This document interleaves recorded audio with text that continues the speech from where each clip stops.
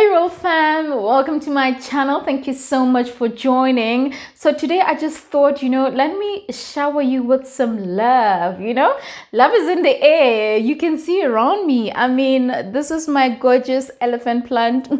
I love it so much. And of course I've got my greens. Like I love nature, guys. If I can have all the plants in the world, I would. And this cute one right here, I wish I could actually keep it in my house, but when it grows it spreads, so I really can't keep it in the house, so it has to stay in the balcony, but I love it still.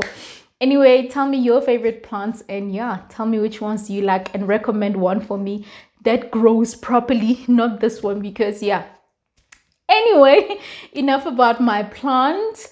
The whole purpose of today's video is for me to encourage you to do everything with love. We all celebrate love in a different way. We all express love in a different way.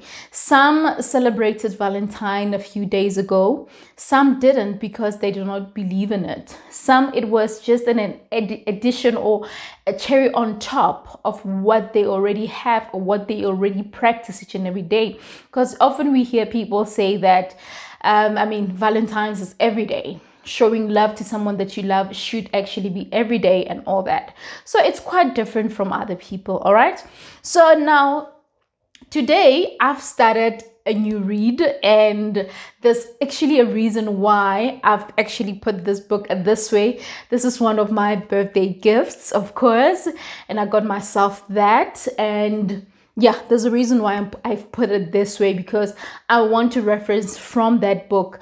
And I haven't actually even started chapter 1, but I was reading the introduction and I came across a line and I thought, wow, this is powerful. Let me actually share this with my audience. All right. So I thought, let me just engage you on this. And of course, you're welcome to comment and tell me your thoughts on this conversation.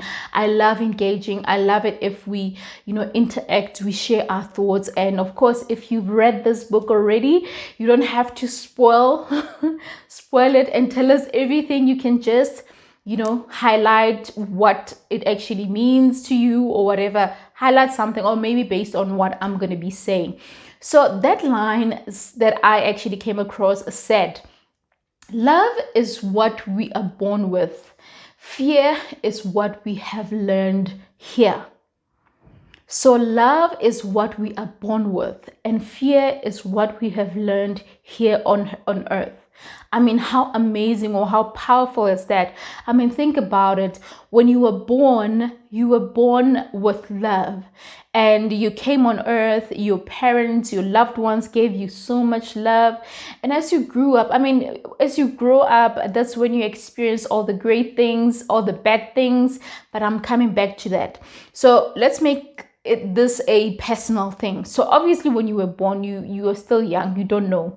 So you get to experience that when you are older and see a newborn, or when you see yourself giving birth to your newborn baby, or your siblings. I experienced that with my siblings, and I got to see that. It could be in a different way, whichever way you've experienced it. Like, yeah, basically that. Now, here's the thing. We are all born with love. And when it says that, what fear is what we have learned on earth. So when it says that, guys, it really talks a lot about where fear comes from. And that is something that I want to highlight. Now, if fear is what we have learned on earth, it means that as you grow up, like often when you grow up, if maybe your parents are abusive, if your siblings are abusive, as you grow, you get to experience hate, you get to experience abuse, whatever that you might have went through as you were growing. Because remember that when you grow, that's when you start seeing things, you start maturing, you start being able to understand how things happen and all that. So basically, that's my point. Now, this the whole purpose of this video, or this line, is that we were born out of love. We are born with love. So we need to do everything with love. So what stops us from doing everything with love is because of the fear that we got on earth.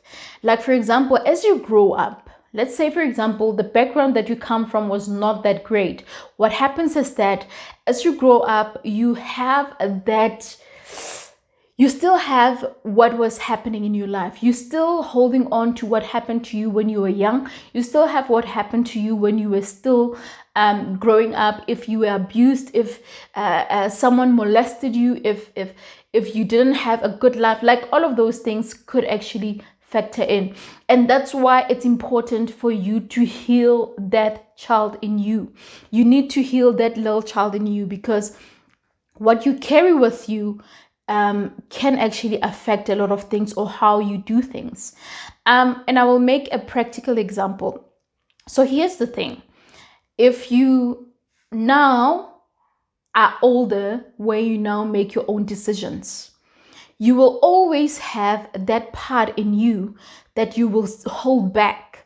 So when you do something, or let's say, for example, you find someone who loves you, but because you never got love from your family, from your parents, you hold back. You can't even give love the best way, mainly because it's something that you didn't get. So you're holding on to that pain, that anger, that if I give my all, this is what happens to me. It will backfire. I will get hurt, or something like that.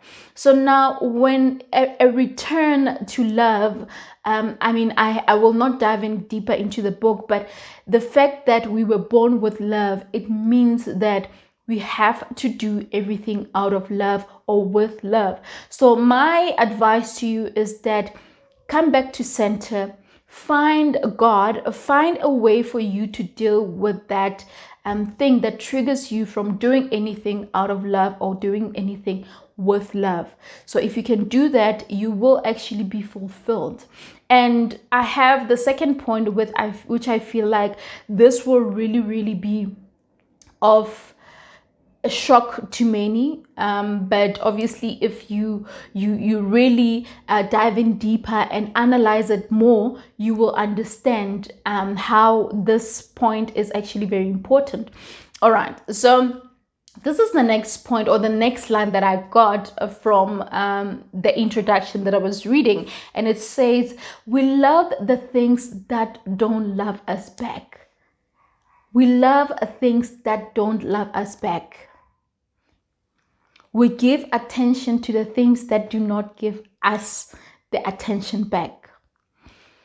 So we search for meaning in meaningless things.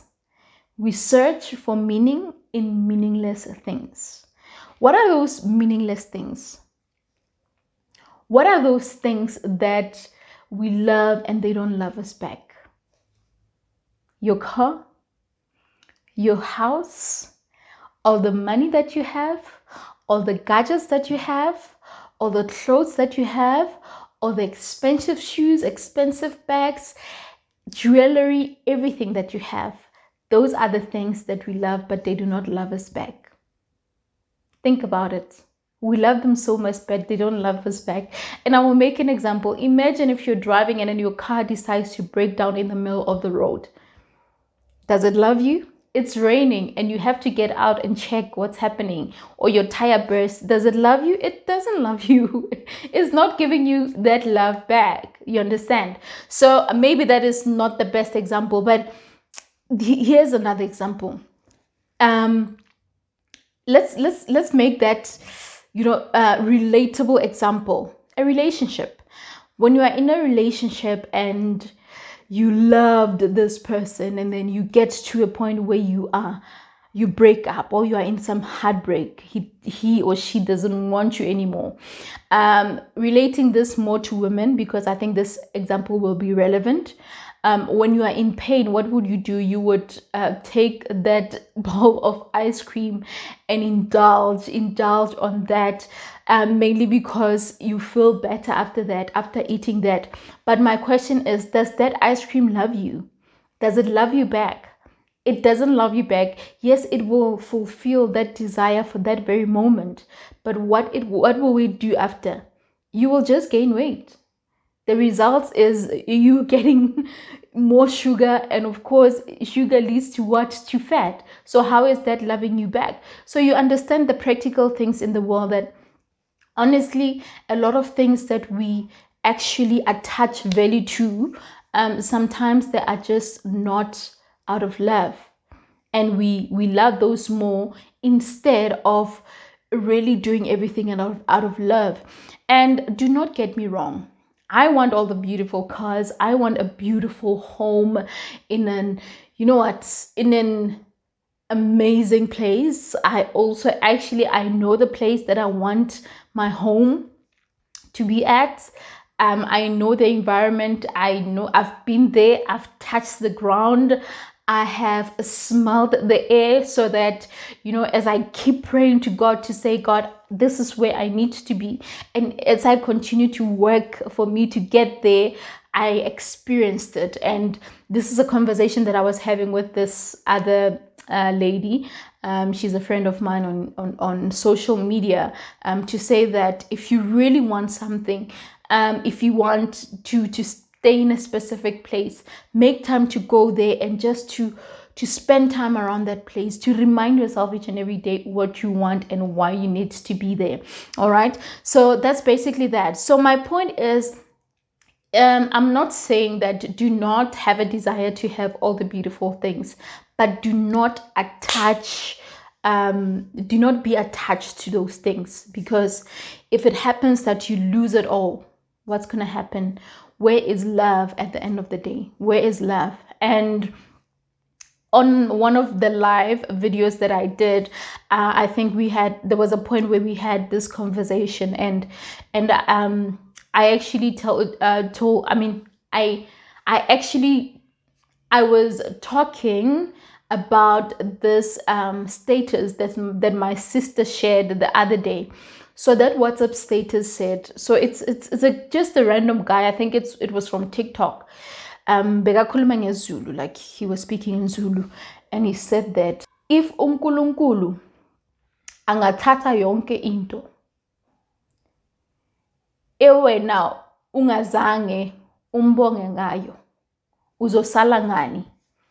So what that means is that if God had to take each and everything that you have, that you never said thank you for, what will you remain with? In my language, ka Setswana ya re, ga modimo a ka tsaya sengwe le sengwe se leng gore o na le sone, se leng gore ga wa se lebogela, o tlo go sala ka eng? What are you going to remain with? So that is the question that I have for you. But overall, I want you to understand that you have to do everything with love, out of love. And this amazing book that I'm busy reading, I remember, you know, coincidentally enough, on a Sunday, this past Sunday, I was actually watching the live, the Soul Sunday by Oprah Winfrey, and she was with Marianne, and Marianne said, whenever, like, even if you have to go to work, even if you have to meet a friend, meet a colleague, business partner, or whoever, or your family, whoever that you have to meet, bless them before you reach them. So meaning that when you leave your house and everything, bless the people that you go into, bless the people that you're going to interact with before you can even meet with them and all that. So I felt like that was really a beautiful thing. So the vibrations should actually be felt before you can even get to those people. So yeah, that is basically that. I think I'll end it here. I know that real talk can be da.